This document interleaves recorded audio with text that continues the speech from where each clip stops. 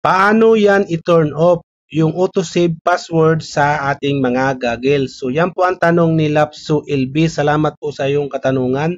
So ganito lang po ang gagawin mo, Lods. Kung ayaw mo pong na-auto-save yung iyong mga password sa inyong device. So madali lang naman po ito, Lods. May dalawa tayong step na gagawin para po hindi na po ma-auto-save yung mga password kung ano man po ang gagamitin mong password sa inyong mga cellphone. So maganda po ito para dun sa mga memorya po yung isip kung hindi nyo na po kailangan i-save kasi in case po na mawala yung mga cellphone nyo, pwede pong makita yung mga password ng inyong mga device. So ito naman po, may ang disadvantage naman ito, kung hindi nyo po alam yung password, mahirapan kasi kayo. Kasi dito, kung na-auto-save yung inyong mga password mga loads, mas maganda kasi hindi nyo na kailangan pang mag-recover palit yung password sa mga account nyo para po malaman nyo yung password. So, syempre, dito tayo sa tanong ni Ma'am Lapso LB. So, ituturo natin kung paano itanggalin yung auto-save password sa kanyang cellphone. So, ganito lang po ang gagawin nyo, Ma'am. Una po ang gagawin natin ay pupunta tayo sa ating mga Chrome browser. Yan, open po natin yung ating mga Chrome browser ng device natin. Dito sa Chrome browser natin, kung wala pong nakalagin na account dito sa Chrome browser, wait nyo po yung second step na gagawin natin. So, para dun sa may mga nakalagin na account dito sa Chrome browser, katulad po yan sa akin, ayan. Ibig sabihin po niyan, pag may profile yan po ay meron po yan nakalagin. So, ang gagawin nyo po, pag meron po nakalagin, i-open nyo lang po yung account na yan, i-click nyo yan, and then mapupunta kayo dito sa setting. Ang gagawin nyo, punta kayo dito sa password manager. Ayan. And then dito po sa password manager, ito po, yan po yung sinasabi ni Loads na ayaw niyang ma-save sa kanyang mga password, auto-save password. So yan po, lahat pa nakasave sa aking Google at ng aking device. So dito po, ang gagawin ko po, para hindi po siya ma-auto-save, punta kayo dito sa password manager icon setting. Ayan. Click nyo yan.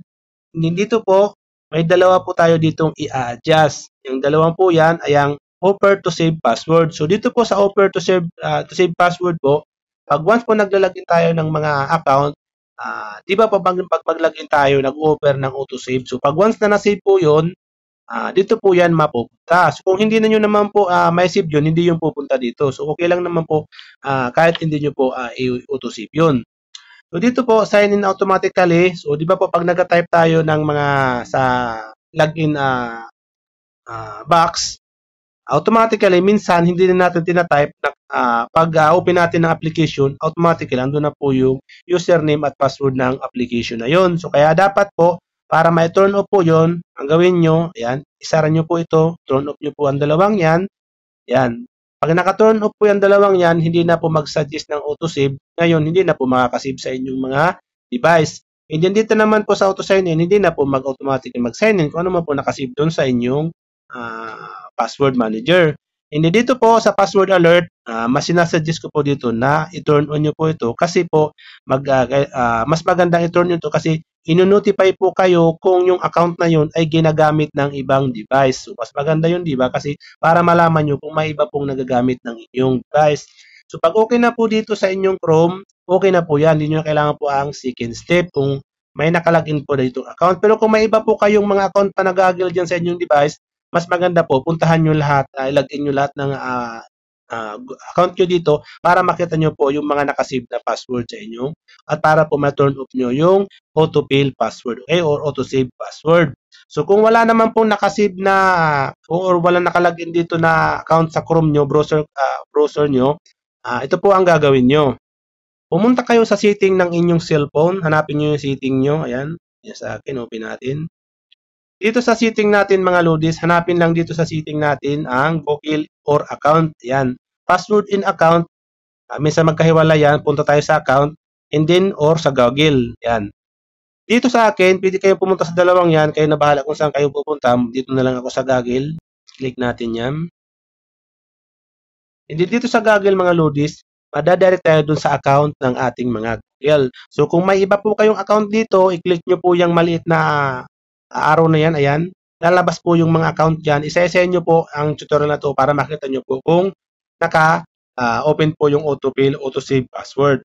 So, dito po, pag andito na po kayo, ang gagawin natin, punta kayo dito sa autofill na yan. Ayan, click nyo yan. And then dito sa autofill, punta naman tayo dito sa autofill with Google. Ayan. And then dito, pupunta muna tayo dito sa Google Password Manager. Ayan, click natin yan. Tapos, mapupunta din tayo dito sa kaninang pinuntahan natin. Punta tayo dito sa Password Manager. Ayan, dito po kailangan po naka-turn off ang dalawang yan, okay? And then dito po naka-turn on. Pag okay na po ang setting na yan, balik tayo. And then punta tayo dito sa Use Autofill with Google.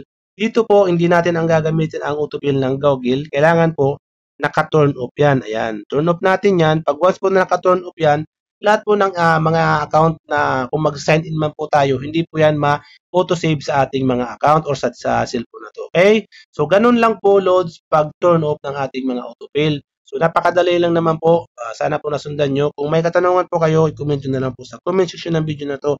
At sasagutin po natin yan sa abot ng ating makakaya. Hanggang sa muli, Lods. Much love. God bless.